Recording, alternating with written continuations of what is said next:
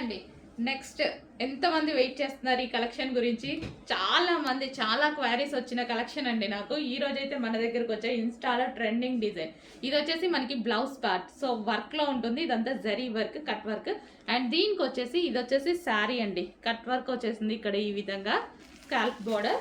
And మనకు వచ్చేసి శారీ చూద్దాము ఒకసారి. సో ఓవరాల్ శారీ లుక్ చూద్దాము.